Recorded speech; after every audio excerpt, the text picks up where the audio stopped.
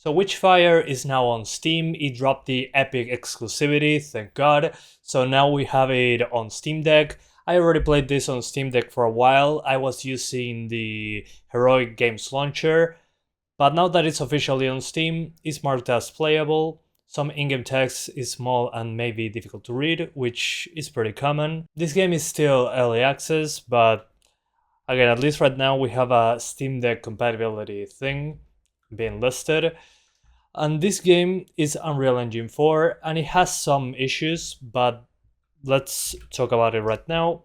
When it comes to which upscaling we're using, XeSS looks the best on this one, I would say, at least on the Steam Deck, but performance-wise is inferior to the other ones. FSR2 runs better, but looks significantly worse. It's like looking at an old VHS tape. It's kind of weird. I do not recommend it. FSR1 is just linear upscaling. It doesn't look particularly amazing, even with the sharpness increase and the denoiser on. My advice for this one: to have a balance of visuals and performance, TAAU balanced. On the advanced settings, we're basically using medium settings with high foliage and effects on low, so again, a balance of visuals and performance. Alright, so the first thing that I'm going to show you is unlock frame rates, which I do not recommend in this game, even if you have the frame rate locked. As you can see, we have those stutters, classic Unreal Engine. But on this one, even on my higher end computer, I still got stutters. I have a 4090 and a 14900K. And this game, even when targeting 60s, has drops when there's particles on screen, which this game has a lot of. So after this, I'm going to show you handheld with an FPS cap, but as you can see, unlock frame rates I think is not a good idea on this one, especially with the variable load that comes to the game. When you're with no effects on screen, everything is fine, whatever, but then there starts to be enemy spawns, effects on screen, all that all of a sudden. You can drop pretty hard, as you can see there, when effects show up. And this is when I drop frames kind of the most, due to the amount of foliage as well. So effects plus foliage plus multiple enemies, that's when it suffers the most. But again, that stutter, I couldn't make it go away even on my higher-end PC. So hopefully they can fix that up as they're developing the game. Remember, we're in early access right now. But this game is badass. I really enjoyed it. I played it for like 20 hours on the Epic Games Store. Welcome back, now in handheld. We're using 800p, same settings as before, TAAU balanced, a mix of medium settings with low effects and high foliage. Going lower than this really didn't make much of a difference when it comes to performance, so that's why I kept it like this. We're now back in here, and there's two ways to lock the frame rate. The first one is to use the in-game solution, enable FPS limit. Unfortunately, this one doesn't work 100% well. The frame times are all over the place.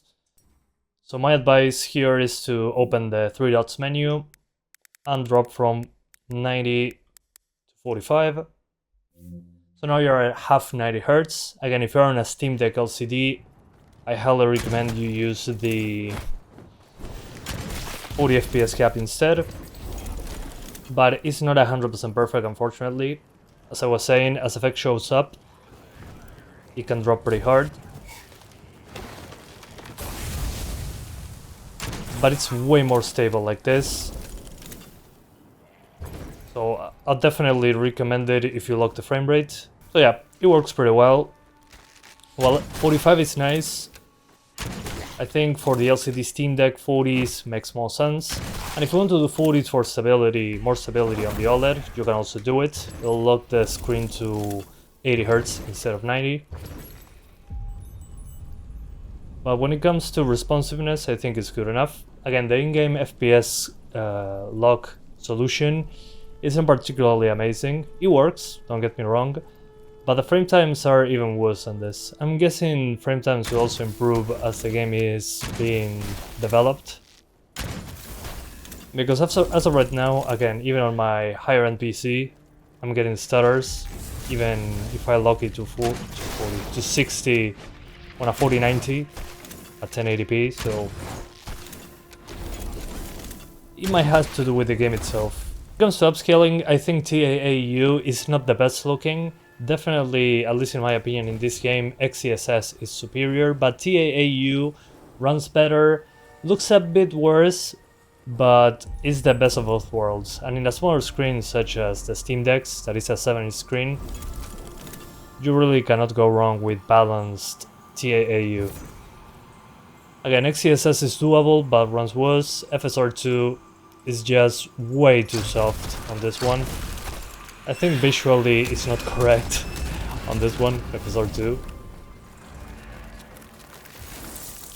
So yeah. I mean, you can use it to get a bit better performance, but it doesn't look right. It just looks way too pixelated and chunky. TAAU looks way better, in my opinion. So again, when it comes to order of performance, FSR2 runs the best, but looks the worst. TAAU is looking a bit better than FSR2. Well, quite a bit better actually, on this game at least. And well, when it comes to XeSS, it does look better than the other two solutions, but it's more expensive when it comes to performance. So it's all up to you at that point. That I played a bit further, as you can see, it still drops when effects are on screen, especially when it's heavy effects work, but again, I think it's completely playable. My only issue with this game is using a controller to play. I've been playing this way too much on PC, not using a controller. I played it on the Steam Deck, but my main bottleneck here in my brain is using a controller for this game. I'm nowhere as close as accurate as with mouse and keyboard. So let's jump into the next level. A different map. This was called EGS Castle, and I think I'm going to die right away on this one. I wasn't expecting that enemy. What the hell?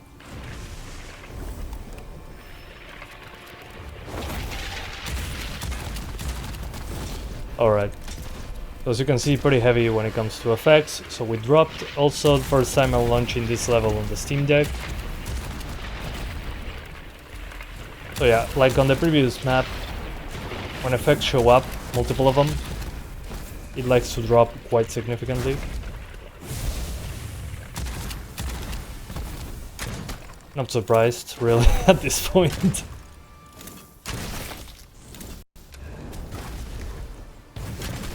So again, maybe if you want to do 40s, it will be more stable. Still, you wouldn't be safe from the stutters, unfortunately. I think that's something they need to work on, especially when effects show up. But overall, I think it's a great experience if you're comfortable using a controller. I wouldn't play this at 30 FPS though. 45 and unlock frame rates. Let's do 40s now. This is what I would recommend on the LCD Steam Deck, but if you want a bit more stability on the OLED, this is also recommended. And you might see that the screen is flickering. That's just the camera. Don't worry, the screen won't flicker. It's just that the camera records at 60 Hz and the screen is running at 80 Hz, so we get a flicker. I can hide it with editing, but just to let you know, if you see the flickering now, it's not how it looks like. And despite the lowered resolution, it's still pretty solid when it comes to the edges. It still looks pretty... how to say it? It still looks pretty sharp, actually. Just do not use FSR2. FSR2 does not look sharp on this one. But you get more consistent frame rates, probably. But you're still not going to be free from the stutters, unfortunately. Even as you can see when effects show up.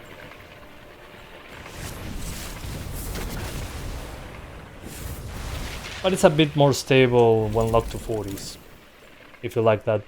Personally, I think this game is fantastic. Again, thanks to the astronauts for providing an epic store code of the game. I like the game so much that I also bought it on Steam. If you have it on the Epic Game Store, use the Heroic Games Launcher. There's a tutorial on how to use it in the description. But I'm so happy it finally came to Steam. I wanted an excuse to not use the Epic Game Store on the Steam Deck. Well, I got it now. Again, thank you guys so much for watching this video. I hope you enjoyed it as much as I did revisiting Witchfire. Once we know more or we get the 1.0 version, I'll do another video on the Steam Deck, but so far performance is good when locked to 40 or 45. There's stutter still, even at the lowest settings with a super low resolution and a 30 FPS cap, so seems to be pretty unavoidable when it comes to those stutters, especially when effects show up. Otherwise, still a pretty fun game, looks pretty good, and it's UE4, not UE5, so performance, as you can see, is pretty acceptable. So thank you for watching, and I'll see ya next time. Bye guys!